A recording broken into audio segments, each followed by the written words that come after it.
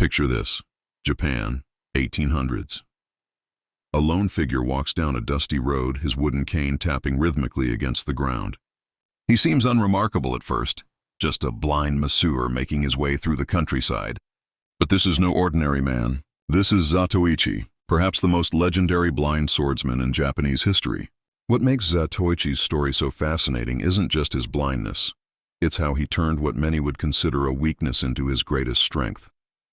Unable to rely on sight, he developed his other senses to such an extraordinary degree that he could detect the slightest movement in the air, hear the whisper of a sword being drawn from 30 paces away, and sense an opponent's intention before they even struck. Legend has it that Zatoichi's sword was concealed within his innocent-looking walking cane. In the blink of an eye, this humble masseur could transform into a lethal swordsman, his blade moving faster than the human eye could follow. His technique was so precise that he could cut a single falling leaf in two or deflect an arrow in mid-flight.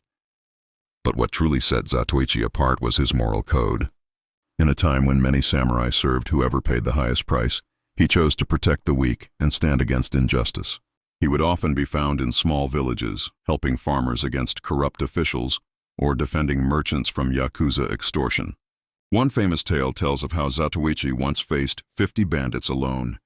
As they surrounded him, laughing at the blind man who dared to challenge them, Zatoichi simply smiled. What followed was described by witnesses as a dance of death.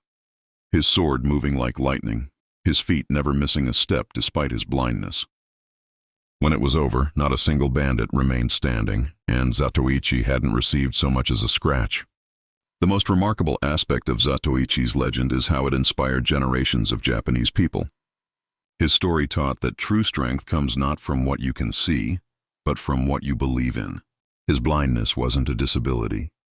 It was a different way of experiencing the world, one that allowed him to see truth and justice more clearly than those with perfect vision.